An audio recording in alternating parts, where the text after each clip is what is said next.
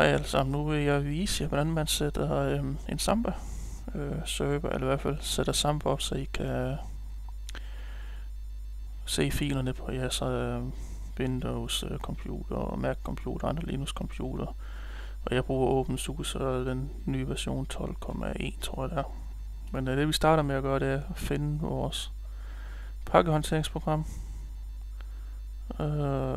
Der, og vi skal installere og fjerne ny software. Vi skal i hvert fald installere det. Så sætter vi også password ind.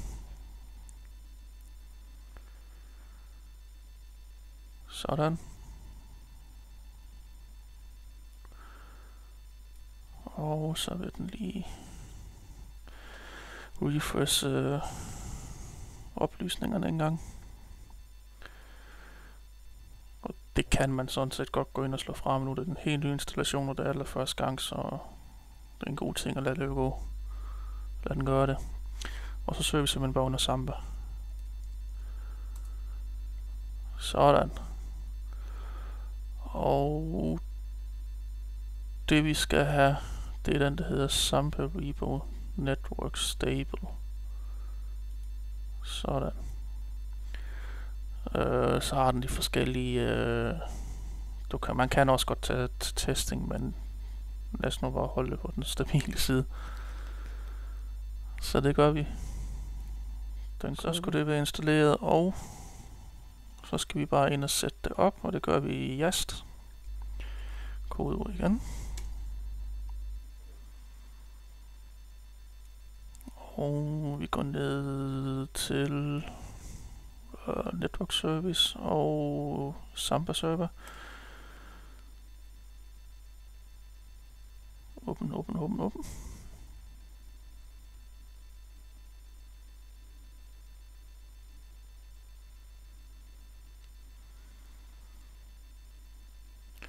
Og så spørger den om den er så ved at sætte Samba serveren op, den spørger hvorfor en workgroup og domain name man skal, og det er standarden for alle Windows maskiner, den beholder vi.